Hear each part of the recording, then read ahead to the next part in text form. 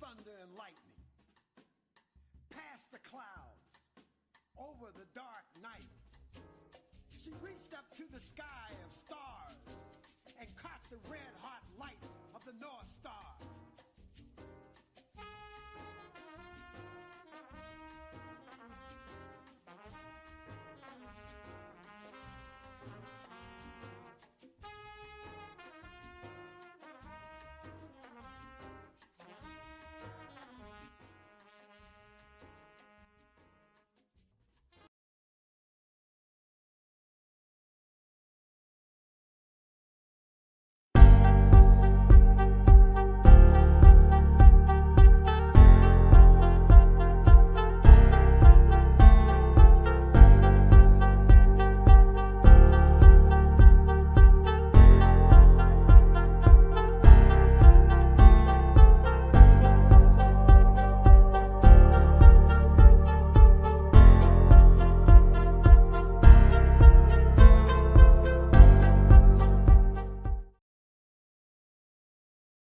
Good morning, everyone, and thank you, as always, for joining Connecting the Dots.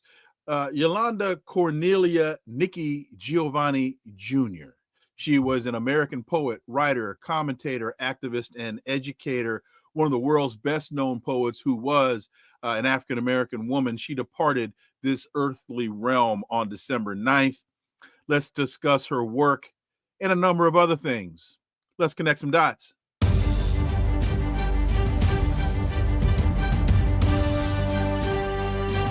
Connecting the Dots with Dr. Wilmer Leon, where the analysis of politics, culture, and history converge. Here's the point. We have a tendency to view current events as though they happen in a vacuum, failing to understand the broader historic context in which most events take place. During each episode, my guests and I have probing, provocative, and in-depth discussions that connect the dots between these events and the broader historic context in which they occur, thus enabling you to better understand and analyze the events that impact the global village in which we live. On today's episode, the issues before us are remembering the work of writer, poet, and educator Nikki Giovanni, and the turbulent week that was. My guest, starting off, is a lifelong activist and scholar, former dean of the African American Studies Department at Ohio University, former director of the King Center in Atlanta, and former host of Morning Conversations with Tom Porter, which we all loved and heard on WPFW in Washington, D.C. In fact, it is that show that really helped to broaden my worldview, and without hearing that voice, I would not be on the radio today. Brother Tom Porter, as always, welcome back. Good morning, and thanks for having me. Let me start with a question, and I hope it's the right question to ask. Is it hyperbole for me to say that you and Nikki Giovanni, that the two of you were in many ways kindred spirits? You two were contemporaries, both from the South, writers, educators. Soon after her birth, her family moved to Cincinnati, Ohio, which we all know is the birthplace of Brother Tom Porter. Actually, I was born in Montgomery, Alabama, but all practice raised in Cincinnati. Raised in Cincinnati. So yeah, so I see a number of parallels. Right, Tom Porter. Well, I didn't know Nikki growing up in Cincinnati, although she spent time in Cincinnati. I don't really know how long she spent time there. In growing up, it says that she moved back to Tennessee in 58. We met at some point in the 60s when she had finished Fisk University, and she had come back to Cincinnati, and I had spent coming out of high school. I joined the Navy, and so I was coming back home, and we met, and we were both involved in, quote, the movement. And that's something that I want to just say a little bit about, because there's a tendency as when somebody passes is to try and freeze them or put them in time. And so there's this connection that they say about Nikki and the Black Arts Movement. And she certainly was a very important part of the Black Arts Movement. But the Black Arts Movement, just like the movement in the 60s, was a movement. It wasn't SNCC, it wasn't SCLC, it wasn't CORE, it was a movement of the people. Those organizations were very, very crucial in that movement. I mean, for instance, in Cincinnati, I was in CORE, and in 1964, when Roy Ennis and that crew came in and pulled a coup and CORE and turned it to the right, that many of the CORE chapters, including the Cincinnati CORE chapter, of which I was the head, became a part of SNCC. So we became northern chapters of SNCC, which gave SNCC a northern presence.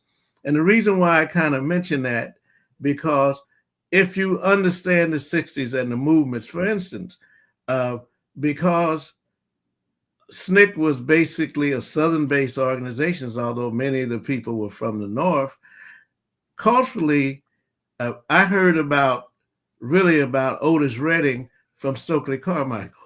Okay. Because they were in the South. Right. You know, in the North, it was Curtis Mayfield and Motown and Smokey Robinson. In the South, there was Stax Records. Right. And so, you know, I say that because the Black Arts Movement was a movement of people, of poets and writers and musicians of all ideological persuasions, as a matter of fact. And I say that because they say that the Black Arts Movement was a movement of Black nationalists. It was not. It was Black nationalist poets, it was cultural nationalist poets, it was Marxist poets, it was socialist poets, and it was just people who wrote. And as a matter of fact, because it was a movement, the movement was all over. You had the Montu poets in Cleveland, Caramoo House in Cleveland, Tribe and Concept Beats in Detroit. In Chicago, you had Donnell Lee, who morphed into Haki Maaboudi, Carolyn Rogers, Margaret Burrow, and on and on. It was a movement of Black people. And as such, that is how I met Nikki. We were both in the movement. And at that time, I also had a bookstore in Cincinnati called the Black Art Studio. And Nikki used to come into the bookstore a lot and actually hold court. Young student who went on to become a assistant prosecutor in Denver called me up the other day. He was a student then, a high school student. And he talked about how he used to come to the bookstore and sit at Nikki's feet. So that's how we met. Some of her first books were actually autograph parties were held in my bookstore, as well as Amiri Baraka, Rap Brown, and what have you. So that was basically how I met Nikki. She was close friends of Barbara Crosby, who I had gone to high school with. Nikki's from a little town called Lincoln Heights, which is an all-Black town outside of Cincinnati. And the Isley brothers are also from there. Oh, wow. Okay.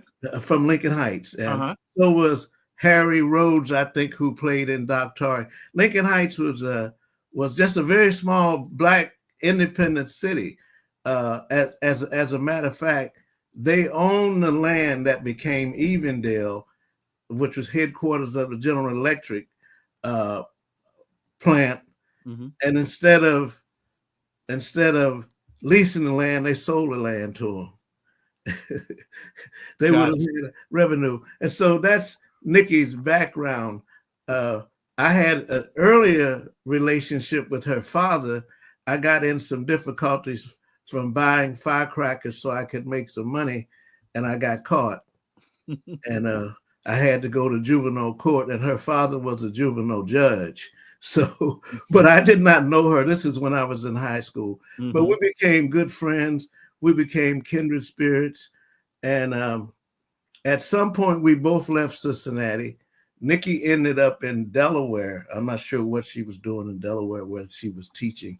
But I remember it was the time that Rap Brown was in jail in Ellicott City. Some of you all may remember it was also the same time that 2 SNCC members were blown up in a car. Che Payne, who was from Cincinnati and Covington, and Ralph Featherstone, who was from D.C., was a school teacher. Mm-hmm. And I remember visiting them in Delaware, and Nikki was I'm not sure whether she actually ever had a relationship with rap, but I know she was enamored of rap. And she basically... Who we now know as Imam Jamil Al-Amin. Right. So she basically thought that we should break him out of jail. She actually... I mean, she was pretty militant in those days. And it was... I don't know how many days I spent in Delaware, maybe a weekend, but at some point we got in her car or Barbara's car and we drove up to Newark. And it was not my first time in meeting Amiri Baraka, who was then known as Leroy Jones. But he was living on the top floor of a Spirit House, and his oldest son was a baby. I remember that. And I also remember that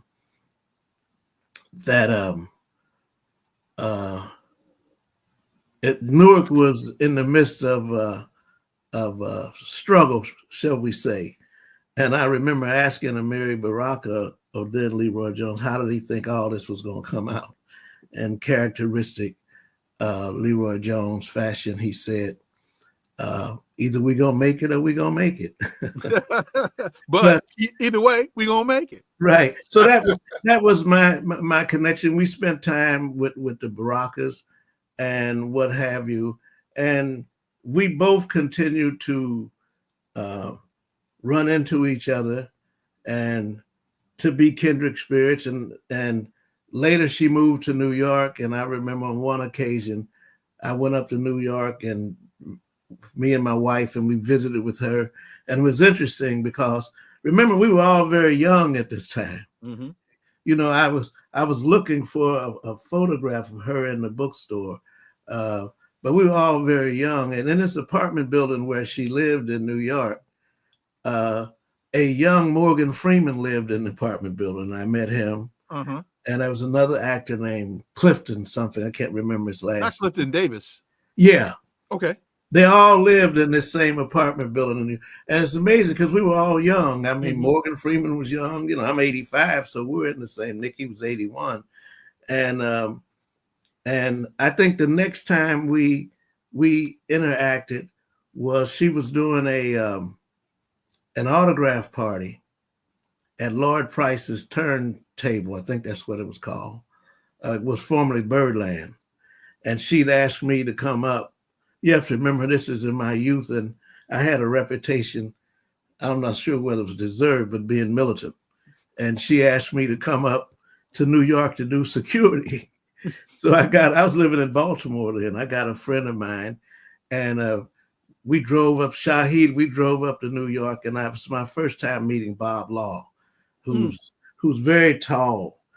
And I remember his saying to us that, you know, y'all in New York, and they'll come down here and take this money.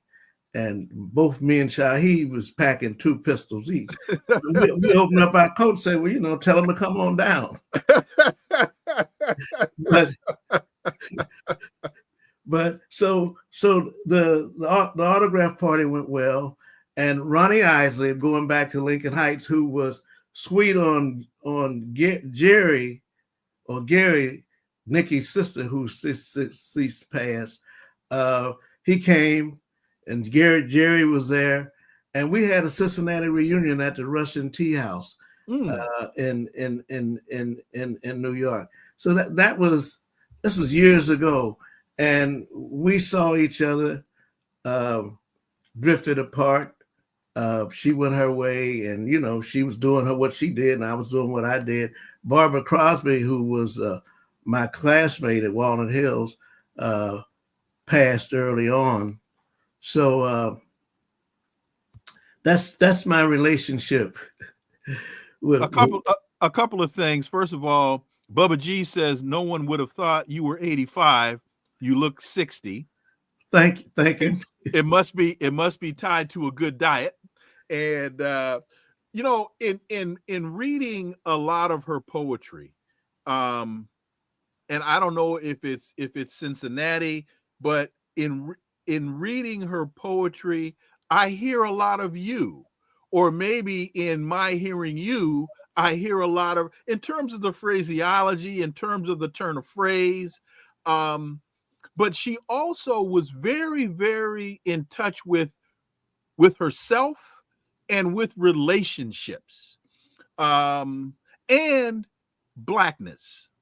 Tom Porter. Yeah, I remember you're right about relationships. And I think if there's a similarity in probably how we talk, I once asked somebody, I was at a social gathering, I said, how many people here write poetry but never show it to anybody? And everybody raised their hand. So, I mean, I got a stack of poetry. I ran into some yesterday. I've never showed it to anybody. Mm-hmm. But I got a stack of poetry. But I think it was the times in which we lived, the cadence in which we talked. Mm-hmm. There was a tendency for us to all kind of sound alike and talk alike. But it was a rhythm of the times in which we lived. I mean, it was Otis Redding, it was Smokey Robinson, it was John Coltrane, it was Curtis Mayfield, and it was such a rich period. I mentioned all those places, Concept East and what have you. These were all part of the fabric of the movement. But I remember when Nikki was pregnant, and I asked her, I said, well, who's the father? Because that was a big mystery. Well, right. Who's the father? And she said it didn't matter as long as he had or she had uncles like Tom Porter. So, and because she said at the time she wanted to have a child, she didn't want to be married, and she could afford to have a child and not be married. And which at the time, when you say afford, you don't only mean financially. Right. I mean, she can handle it spiritually, and she did. Mm-hmm. So she went her own way. And I mean, she didn't go say hard like Baraka. Mm-hmm. Well, in fact, go there, because when you mentioned the Black Arts Movement, the first thing that came to my mind was Baraka, then Leroy Jones. Right. Talk a little bit about the Black Arts Movement and where he was in it, and where she was in it. Well, at the time of the Black Arts Movement, when it was, when Amiri moved from the village up to Harlem and then to Newark, that was in the mid 60s. I'd say Baraka and Nikki were pretty close. I mean, there was a closeness around the theme of Blackness, mm-hmm. Black liberation, Black affirmation, and what have you. And from that standpoint, but the Black Arts Movement, there were certainly poets who were nationalists, influenced more by Malcolm. There were people who were, when you go back and read the early poetry of Donnell Lee, also known as Hakima Booty, or Carolyn Rogers, who most people never knew, or the Montu poets out of Cleveland, Roland Snelling, who became Askia Muhammad.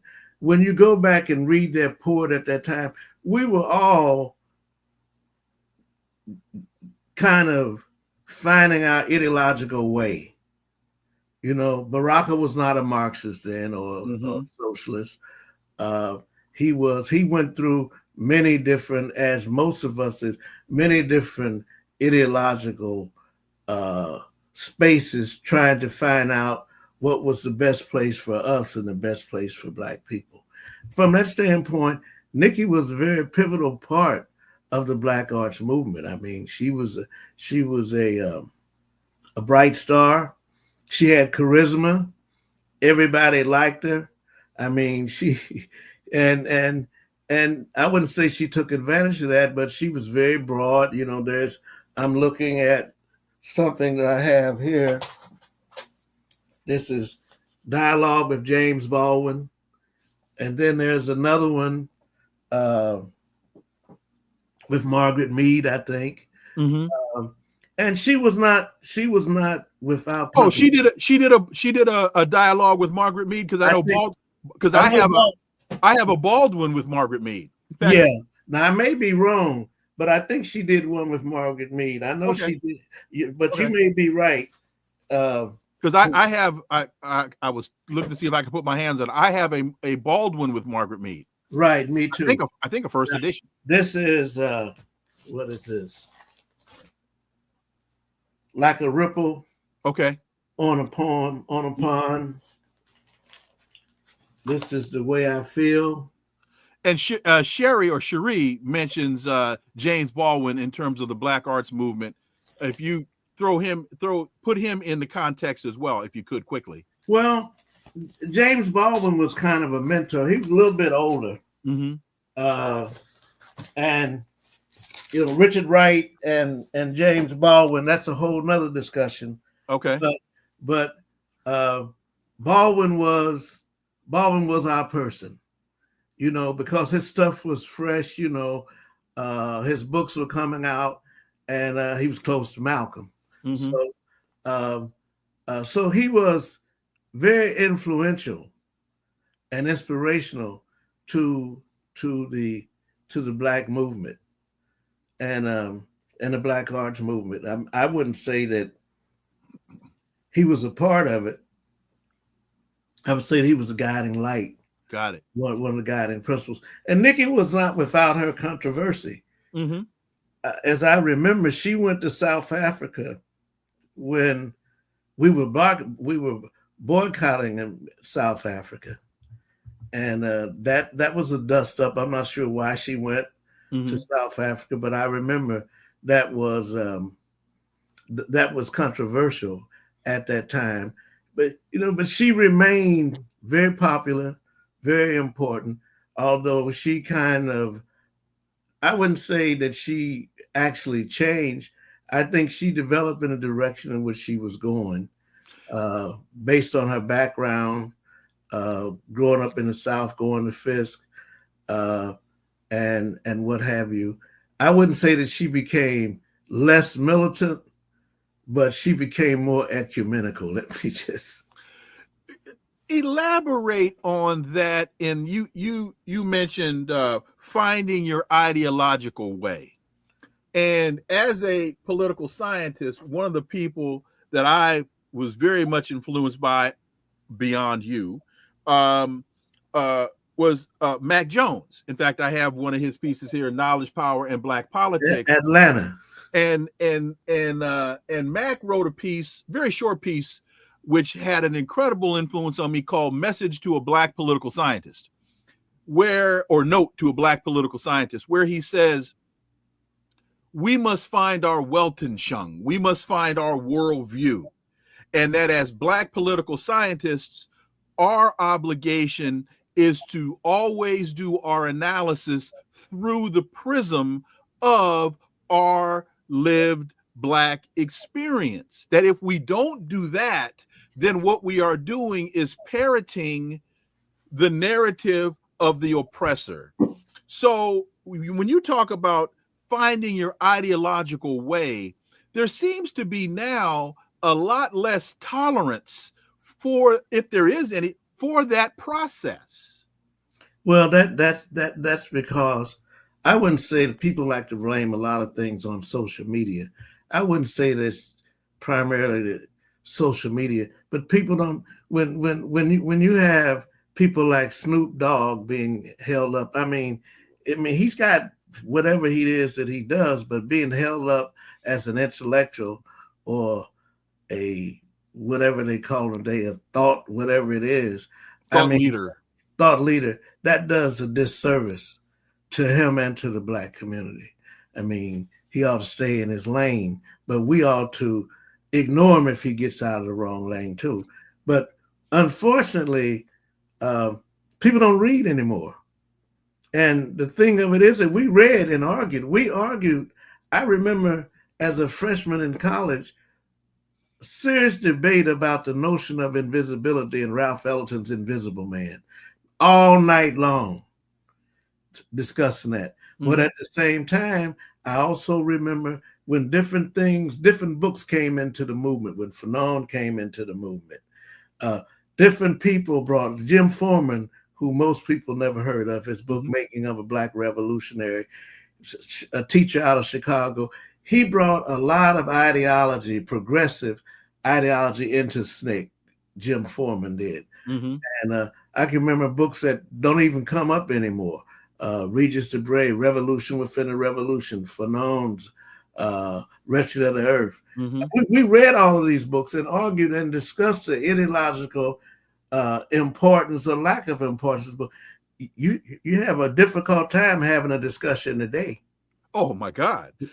And well, before hold that point, because one of the questions had to do with you mentioned Baraka, formerly Leroy Jones, and if you could just educate this audience on Baraka and the role that he played in the movement. Well, the most important thing about Baraka, he was, regardless of his ideological direction, he was always a doer. He was always making things. Up until the time that he died, he was booking and holding concerts in the basement of his house with well-known musicians.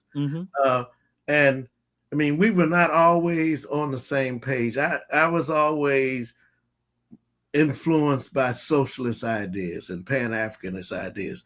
Baraka at one point said that he was a Sunni Muslim soothsayer. He said he was, but whatever he said he was always building things. He was always committed. And that was we would run into each other, I'd like to say, on the battlefield at different meetings and what have you. And the thing that made us friends over the years was that he was always doing something. I mean, he wasn't just talking. He was always putting his actions where his talk was, whether it was publishing. He published stuff until he passed. He never stopped writing. I mean, he said to me once, he said, I try and learn something new every day. But he was very, very important in the struggle. He was one of the co-conveners of the Gary Convention. I was going to get to that. Speak to that because, well, speak to that. Well, it was Dick Hatcher, I think Charlie Diggs, and I'm trying to think of the other person in Baraka. They were the co-conveners. And what he brought to the Gary Convention was a whole nationalist street movement. I mean, Amiri Baraka was very, very important. One thing I didn't get to ask him, sometime shortly before Dr. King passed, maybe within a week, he stopped by Baraka's house. Dr. King did.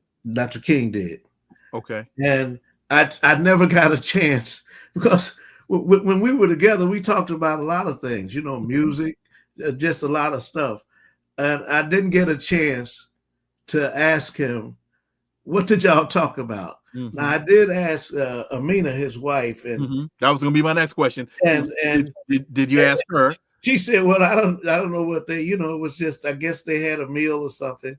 But that's not unusual for Baraka. Another point, Leonard Garment, who was big in the labor movement, and Alan Greenspan came by his house.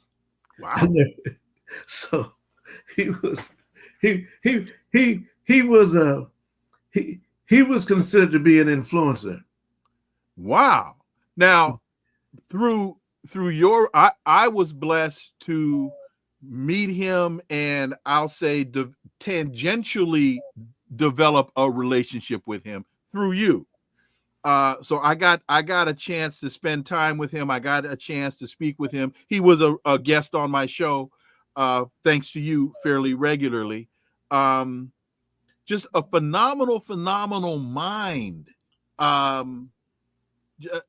Just a real, I mean, it's like he said he tried to learn something new every day. And I remember we were somewhere at some college, might have been Sarah Lawrence. And a lot of times he would read poetry. read, or I said, don't read any poetry tonight. Why don't you just talk? And it was fascinating because we're at this elite school and they were asking him questions about E. Cummings, European writers. He knew all of them. Mm-hmm. And not only that, he was connected. He was early on one of the first persons to go to Cuba. He told me about one meeting he was at, and sitting behind him was Ben Bella, who was an Algerian revolutionary. I mean, he would be in Ireland. I mean, he was well known in the revolutionary progressive community all over the world. Let me say to the audience, because we had scheduled Scott Ritter to join us, and I have to apologize. He was called away at the very last minute there's a scheduling conflict that just could not be avoided. So to you all who were waiting for Scott, he'll join us if he can. I think it'll be a long shot at this point, but it was a last minute conflict that could not be avoided. He is incredibly apologetic for the conflict, but again, some things, particularly when you're live, some things you just can't avoid. Tom, can you give me a couple more minutes? Sure. Okay. Because I wanted to move. Well, okay. So you made the point of during the movement, the focus on Blackness and Black affirmation. Right. And we really seem to be struggling with that now, as we have a lot of Black faces in high places.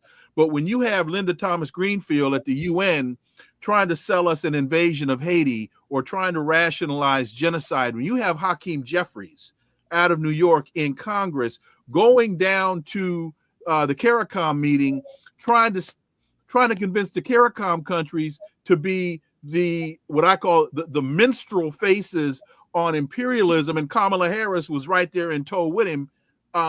This idea of Blackness and Black affirmation, we seem to be confusing quantity with quality. The number of Black people in places versus the type of leadership that we should be experiencing from those that are there. Tom Porter. We have a quantitative change that didn't lead to a qualitative change. What I mean by that, it is no accident that this country did not want another SNCC, CORE, SCLC, Martin Luther King, Malcolm, but it didn't want a Tom Hayden, Jane Fonda, those white radical artists. It didn't want that. And it said about the business. I say that Baraka and I would be together and we'll be talking about these Negroes. And I said, I think they got a factory where they invent them. So, and in a sense they do. I mean, when you see that AIPAC gave the Black Caucus $11 million, $11 million. I mean, you can, it's in print. Right. And who got what, including Hakeem Jeffries. And so it is no accident that 2 years ago, you had Black women who were in the news on television saying that they wanted the right to wear their hair the way they wanted to wear it, which means they wanted to wear their hair natural. How many people you see on TV, women with their hair natural? None. I mean, they're all red, you know what I mean? And that's so when you see Snoop Dogg or even LeBron James, he got enough money. Why is he advertising gambling? Mm-hmm. Mm-hmm. You know, I mean, and so it's no, or Barack Obama. I mean, their role was, and the woman at the UN and whatever his name is, their role is Hakeem Jeffries, but the general. Oh, Lloyd Austin. Right. I mean, their role is, particularly on the Democratic side, but Trump don't give a damn. He ain't gonna get nobody black, nothing. But on the Democratic side, the most significant block in the Democratic Party is Black people. And so they're going to put them up there. I mean, it began in modern times with Clinton. Mm-hmm. Clinton, people keep forgetting that Jesse Jackson was number 3 in 1984. Mm-hmm. And they marginalized Jesse. That's where the Jaime thing came from. They knew the certain segment of the Jewish community attacked Jesse when he announced that he was running at the DC Convention Center. I was there. And they harassed us every place we went. There was 3 of us that traveled, Florence Tate, myself, and Jesse. We were the road team going from city to city. This is before he got Secret Service protection. We got involved with Farrakhan because the Nation of Islam provided security for us because the JDL was harassing us every place we went. So they were after Jesse from the very, very beginning. Why? Because he had a populist message that he was winning over white folks, working people, and what have you. So Clinton comes along, sets up something called a Democratic Leadership Council made up of Southern governors, gave Negroes very important positions. All these people you see on TV, they came out of Jesse's campaign. Mignon Moore, Donna Brazile, they came out of Jesse's campaign. Jesse raised them. They hired all of them, gave them titles. Gave them titles. But they moved the leadership of the party to the Democratic Leadership Council. And now they've become, in many regards, gatekeepers to the access in the Democratic Party to the Black community. Oh, no question. No question. And so they gave all these Negroes jobs, and you give Negro jobs and titles, or uniform. They are they good to go. And so Barack Obama and Kamala Harris, they were no different. And this is not a criticism of them. They may have actually believed that what they were saying was good for Black people, but it wasn't. They may have been saying that. I mean, I had this discussion about people. I have no problem with her getting elected, but my problem is, what does she stand for? I mean, if you don't want to ask that question, but that's over with now. But to that point, what do you say to those whose response is, Donald Trump, we can't have a Donald Trump. We had to, as though there was going to be a substantive difference between her administration and a Trump administration. In fact, Scott Ritter said, we dodged a bullet when she lost, because had she won, in 6 months, we'd be in a nuclear war. Well, I don't, going back to Nikki, which was I just ran into. She was in, I think, Annapolis recently, and this is something that I don't normally do, and that is to say something that somebody told me. I normally just deal with what I heard myself. But there's a young brother that works out where she was visiting, and he said she was very anxious to meet Wes Moore, and apparently she had a conversation. For those that don't know, the governor of Maryland. Right. And she was very excited. And her conclusion was, as according to him, was that she thought Kamala Harris would serve 2 terms and then Wes Moore would be, So, but Nikki grew into other spaces. She became a professor at a predominantly white institution, and she married a white woman. I mean, and that's not a judgment call on my part. That's just a statement of facts, interrelated facts. And so people become what they are. She remained a great poet, an important poet, always will be. I'm sure the ancestors will welcome her with open arms and all of that. But we don't deal with myths. At least I don't. So Sherry says, this has made my day. Thank you, Dr. Wilmer Leon and Dr. Porter. Monroe asks, isn't Kamala Harris's husband an AIPAC lobbyist? I know I made that statement a while ago and then researched it. I have not been able to find where he is a paid lobbyist. He is an advocate. He is a staunch supporter. I have not been able to see any place on record, Tom, you may know better than I, that he is in fact an AIPAC lobbyist. No, actually, I don't know, but one thing that I do know, that she made regular appearances before AIPAC. Now, that's a statement of fact. And she's on the payroll. Based on the publication that you were quoting, where the amount of the money that AIPAC gave to the CBC, right? And I'm drawing a blank on his name, Ralph Nader. Ralph Nader. Right. I think, isn't she listed in there? I didn't see her name in there. Okay. But certainly, you know, she and that was published at the time that she was running, so it might have been omitted on purpose. Well, there you go. There you go. But she's on record for speaking regularly at AIPAC convention. But we shouldn't be surprised. That was a brother out of Chicago. He used to say, "All the Negroes who can have been bought and the rest are for sale." So that sounds more like a Cincinnatiism or a Tom Porterism. Well, Baraka has a poem, and the line is, "Who shall survive America?" And he says, "Very few Negroes and no crackers at all." Boy, that little guy, he was something. This has been an incredibly turbulent week.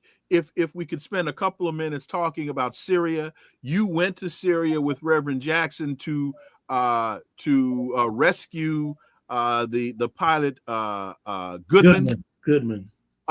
So you've had some interaction with Syria. Your thoughts on where we are right now with Syria? First of all, it was a surprise that it happened so quickly and it came out of nowhere. When we went to Syria, it was 1984. At the end of 1984 and 85, we came back in 85. His father was the president of Syria. And we met with him. I was in the room when Jesse met with him. I was in all of the meetings, small meetings in Syria. And it's interesting because before we went to Syria, Reagan was the president, and all you heard was if we went to Syria, we'd be interfering with U.S. foreign policy. But before we went to Syria, the day before we went to Syria, we were in the meeting room of Lawrence Eagleburger, who was the Assistant Secretary of State, meeting with him. And of course, when we were successful, the first person that Jesse called was Reagan. So the problem is that the United States, just as like right now, does not have any relationship with Syria. They had no relationship with Syria. And so in a sense, Jesse deciding to go to Syria to get Lieutenant Goodman did Reagan a favor as well as Assad a favor. As a matter of fact, at one point in the conversation, and I'm in the room, and President Assad said that when Lieutenant Goodman was shot down, he was not shot down. He was shot down in the desert somewhere. And if you know anything about the Middle East, they have a lot of small militant groups, and some militant group captured him and turned him over to the Syrians because they didn't know what to do with him. And so as Jesse's talking to Assad says, well, when he was captured, the leadership met and we decided to keep him. And I would have to reconvene the leadership all over again to reverse that decision, which is, you know anything about Syria and the Assads, that was a bunch of hooey. Right. But so good Assad, bluff though. Yeah, Assad was kind of Jesse. When Jesse, at some points, Jesse talks, he stutters a little bit, and he said, "President Assad, if I had to have one lawyer in all Syria, I would want it to be you."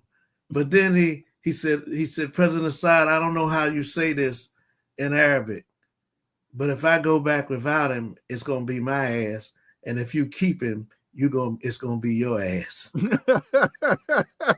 That's a direct quote, and Assad started laughing. So, and you came back with him. Yes, we came back with him.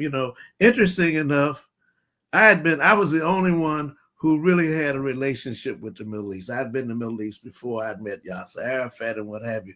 Somebody sued the Jackson campaign and said I shouldn't have been on the trip.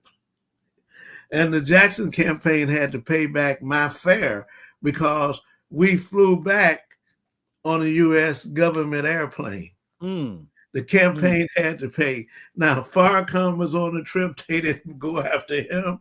His second in charge, they went after me. As we look at what's happening in Syria, and now al-Jilani, this rebel, is now allegedly in charge. There's still a $10 million bounty, a CIA bounty on his head. He's still considered to be a terrorist, and the Western press operates as though these guys aren't ISIS, that they're not on the U.S. There was a piece in the Wall Street Journal a couple of days ago about al-Jilani and the fact that he was in an American prison camp, and then appears back on the scene with bags full of money, as though he's not our guy, Tom Porter.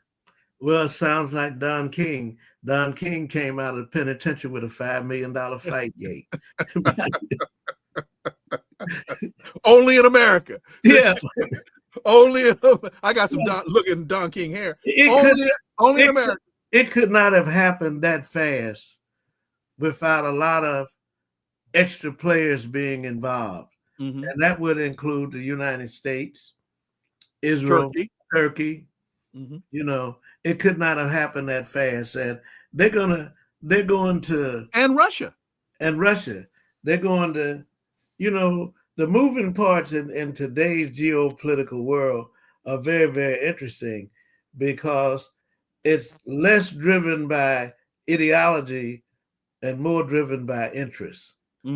So,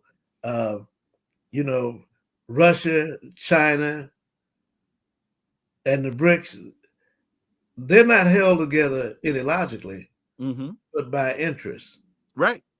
And you never know. And that can be an interest in something, or it can be an interest against something. Exactly. They used to say, enemy of my enemy is my friend. You can't say that anymore. But that's how they operate. Oh yeah. So it's going to be interesting. But what's really interesting is how all of them are allowing Israel to operate without impunity. I mean, to take out a country's navy fleet, and that's okay. And that's okay. And we are heading in some dangerous waters in the world today, and this stuff could break out anywhere. I mean, you look at the crazy stuff that happened in South Korea. Right. Martial law for about 15 minutes. And then you listen to the president-elect in this country. I mean, some elected official said that what are they talking about? The drones that are flying over New Jersey and what have you, said an Iranian mothership. I thought that was George Clinton and his mothership. I didn't think it was Khomeini and his. It'd be one thing if this is a guy sitting in a restaurant in a bar talking like that. This is an elected official. He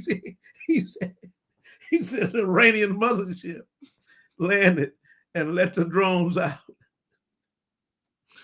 So, I mean, but how much of that is playing upon the created fear?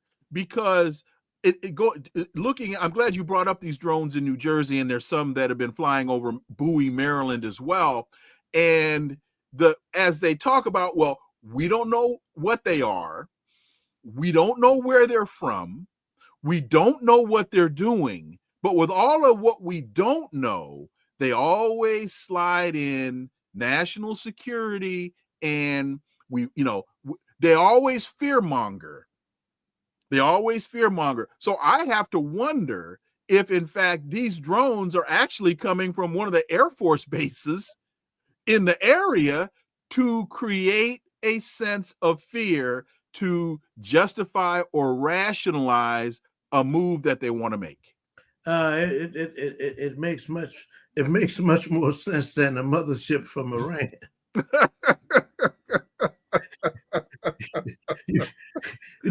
We're entering into some dangerous territory in this country. I mean, this young man who decided to assassinate, if in fact he did do it, the CEO of United Healthcare. United Healthcare.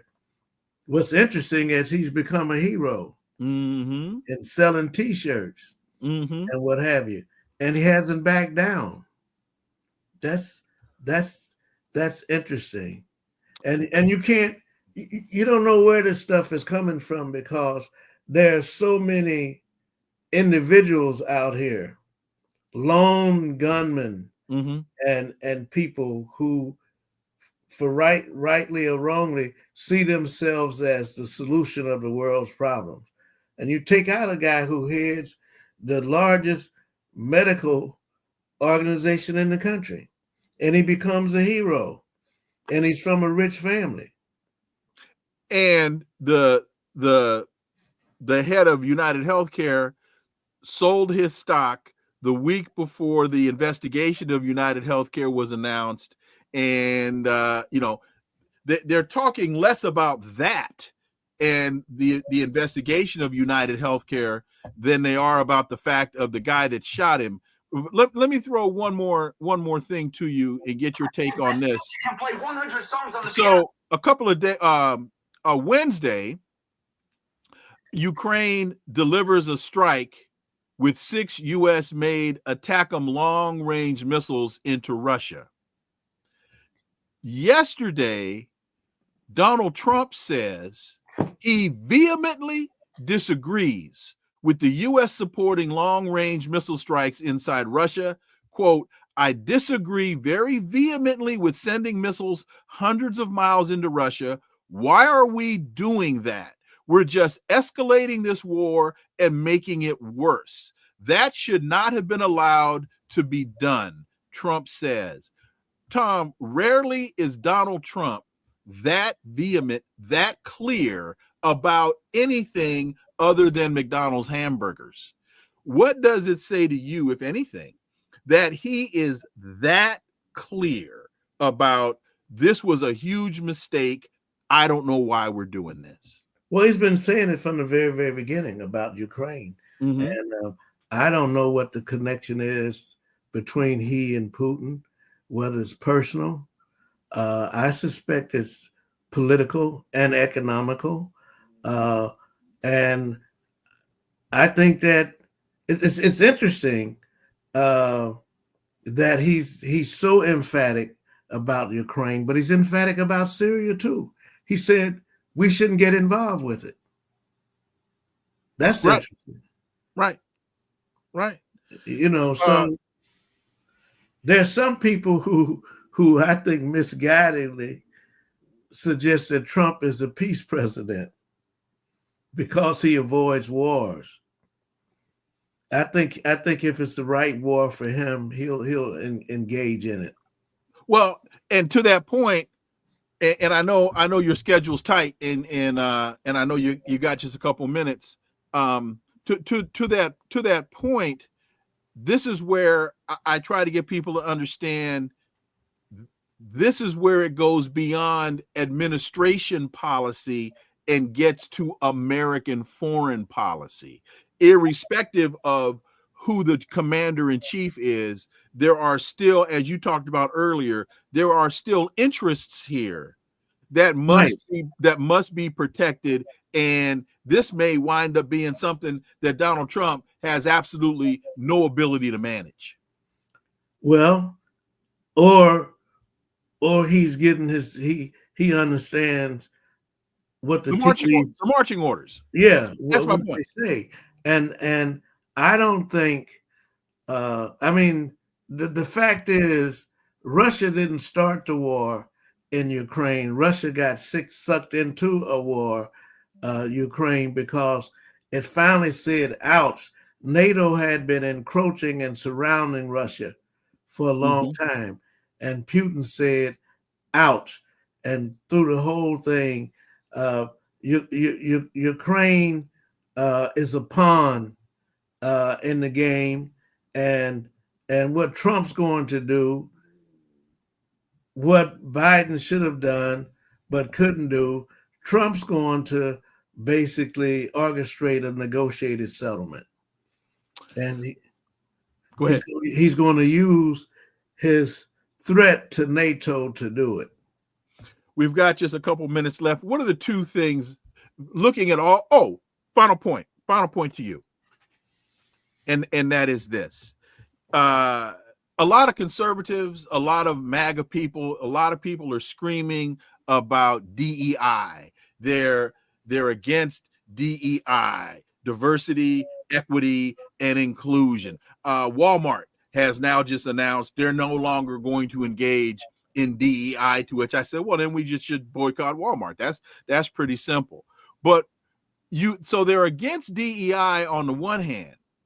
But when you look at some of Donald Trump's most recent nominees, when you look at Kash Patel to lead the FBI, zero experience, zero ability. Matt Gaetz to be Attorney General, he failed in 8 days. Zero experience, zero ability. Pete Hegseth, not qualified. His own mother called him everything but damn near a rapist. So they're against DEI, but all they do is DEI. Tom Porter.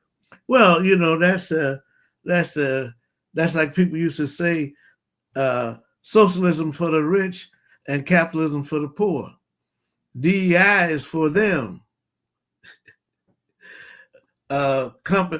Being able to compete and qualify is for us. There you go. So there you go. But this is a ship of fools that, one side of me says my left socialist Pan-Africanist side says to me, I hope the ship of fools sails. Because it would, I say to my friends who are communists, I say, you're all always talking about the end of capitalism, the end of America. This might be it. What you pray for? Yeah. Tom Porter, my brother, thank you. You gave me more time than I know you got a tight schedule. I really, really appreciate it, Tom. Thank you so much. And I'll see you tomorrow. All right. Thank you for having me. All right. Thanks, Tom. Folks, last week, and again, I apologize to those of you that joined hoping to hear Scott Ritter. Scott at the very last minute got called into a meeting that he could not miss. And so that is why Tom was so gracious to give us additional time. Let me close this door. Why Tom was so gracious to give us additional time. And let me just spend a couple of minutes talking about something that Scott was going to talk about. Last Saturday at the National Press Club, Scott moderated a panel discussion on the threat and danger of nuclear war today, and how to persuade the Biden administration, and yes, because they are still in the seat of power, to act responsibly, and how to mobilize the population to become involved in opposing nuclear war. And there were 3 panels. You had Colonel Larry Wilkerson, as well as Dr. Theodore Postal. Theodore Postal is a nuclear scientist that gave an incredibly insightful analysis of the practical realities of what would happen if Washington, D.C. were ground zero of a nuclear attack. If a nuclear warhead struck Washington, he gave the very practical explanation of what would the realities of destruction be. You're talking about heat hotter than the sun. I mean, it was just brilliant. Then there were two other panels. Garland Nixon participated, Max Blumenthal participated, Dan Kovalik participated, Jose Vega, Mel Goodman. Oh no, Mel Goodman didn't make it. Anya Parampil, Margaret Kimberly from Black Agenda Report, and yours truly. I was there as well. Go to nonuclearwar.com. Go to nonuclearwar.com and watch the replay of this event. If you don't watch anything else, watch the first panel with Larry Wilkerson and Theodore Postal. Because what you're going to walk away from, one of the things that you're going to, and one of the points that I was making at the event was, we have to reclaim the narrative here that there are some people who seem to think that a nuclear exchange, a limited nuclear exchange, is a winnable event. That somehow, when the missiles start flying, that somehow some people can walk away from this thing unscathed. And that's just idiocy. Sherry says she watched it. It was a great panel. Daniel Drazenovich says watch for sure. This is why I'm saying we have to reclaim the narrative, because again, some people think that this thing is winnable, that and the Secretary of State seems to think that somehow, some way, the United States can force Russia's hand to using a nuclear weapon, and that by doing so, that then frees the United States to respond with a nuclear weapon, and that somehow in this exchange, some people can walk away from this thing, folks. No.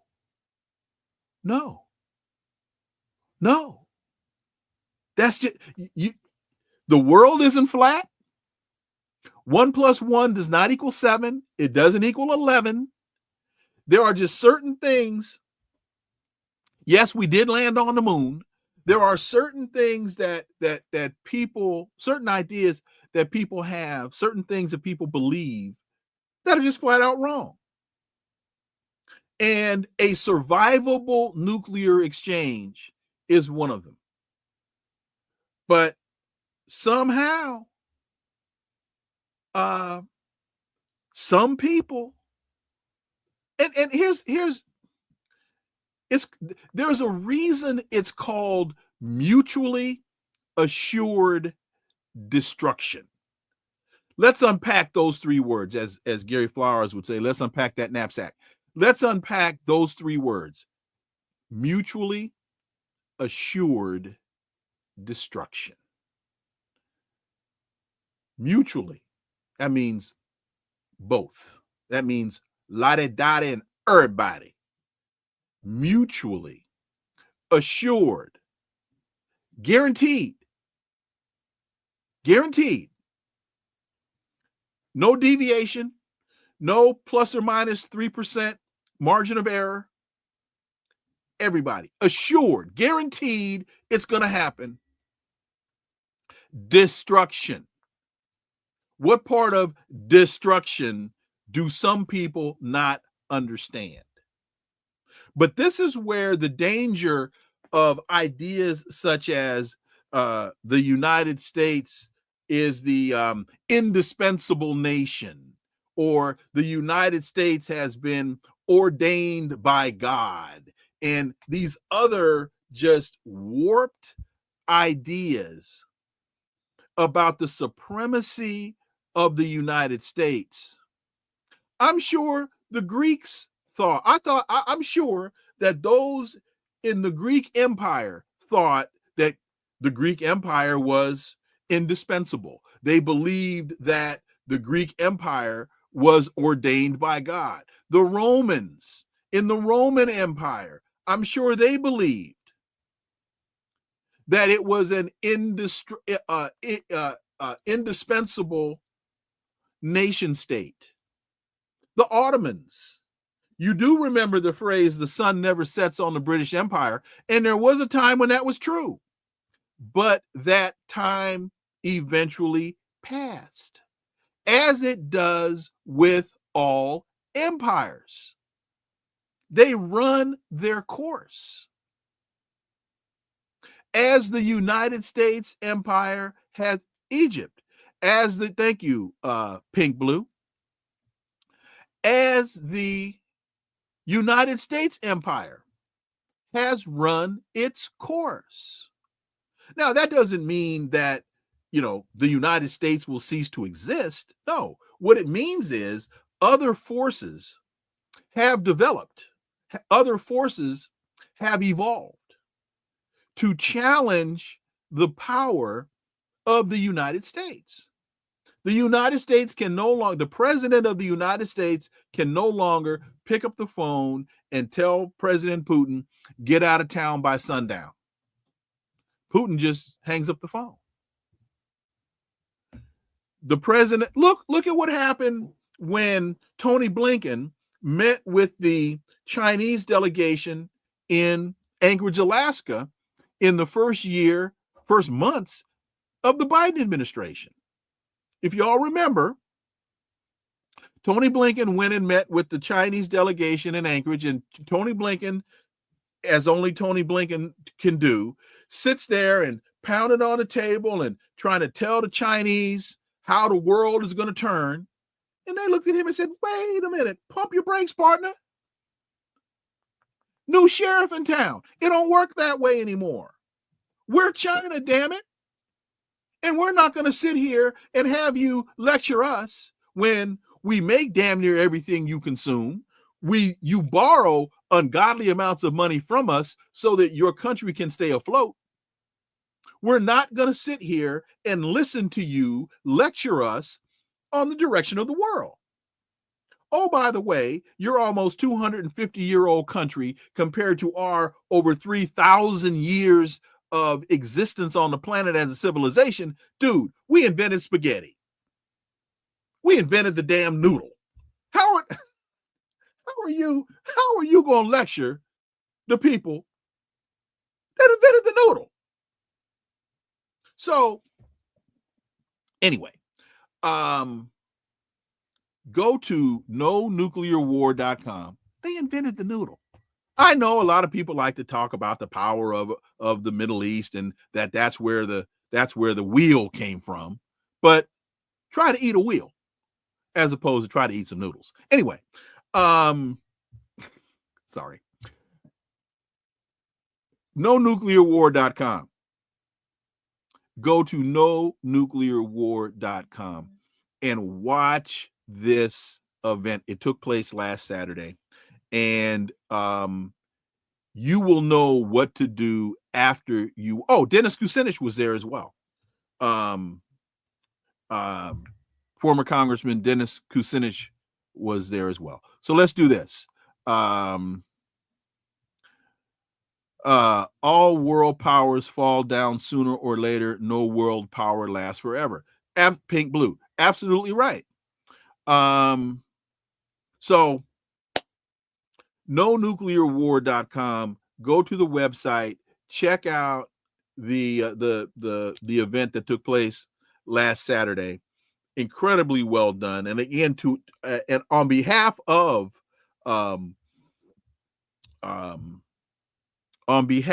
Scott Ritter, I apologize to you all but this was something that was totally unavoidable. And so I know we promoted he was going to be with us today, but at the last minute, and again, when you do live stuff, you got to be nimble, you've got to be agile, and you got to be able to move. So with that, that was that. So go to nonuclearwar.com. And again, I want to quickly go out to this, because this, I think, is very, very important, and I think it speaks volumes.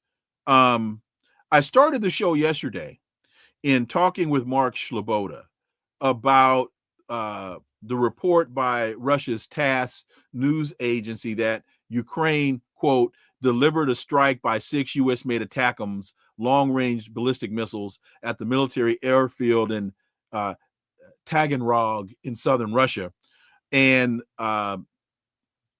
that, Joe Biden has given the green light to launch long-range ATACMS missiles into Russia. And Russian President Putin has been very, very clear about, if you continue to do this, that you being the United States, that he will consider that to be an attack on Russia by the United States, because those ATACMS cannot be fired without United States logistical support. So he's saying you can't hide behind your proxy on this one. You have to take responsibility for what's being done.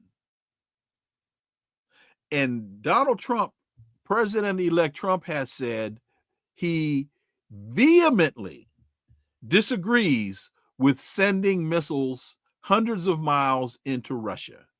Why are we doing that? We're just escalating this war and making it worse.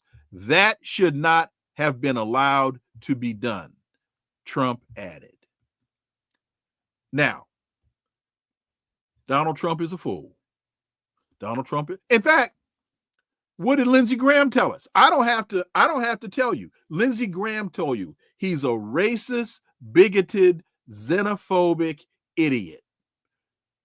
That's what Lindsey Graham told you. I'm not making that up. Lindsey Graham told you. Xenophobic, racist, idiot. Ted Cruz told you every word that comes out of Donald Trump's mouth is a lie. Ted Cruz told you that. With all of that being true, even a blind squirrel can find a nut in the forest sometimes. And on this point, as it relates to Ukraine, Donald Trump is absolutely right. And my acknowledging the reality that on this point, Donald Trump is right, doesn't make me a MAGA guy. What it means is he is as concerned about, as afraid of a nuclear exchange as I am, as you should be.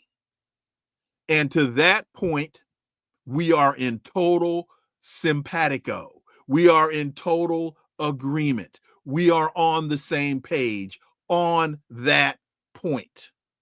Which, by the way, if you ignore that point, all of the points are irrelevant, because once Tony Blinken whispers in Joe Biden's ear, it's time to push the button, and the button gets pushed, no other points matter from that moment forward, because we're all just going to be turned into a hot pile of molten goo.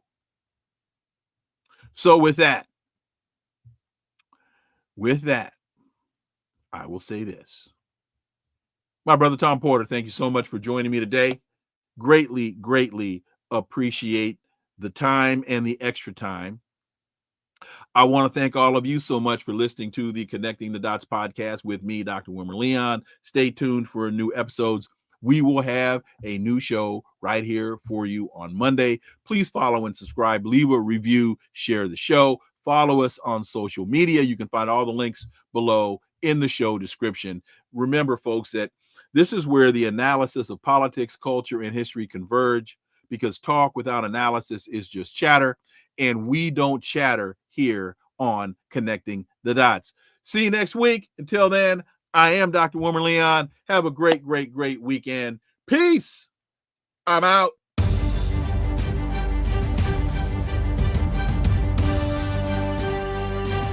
Connecting the Dots with Dr. Wilmer Leon, where the analysis of politics, culture, and history converge.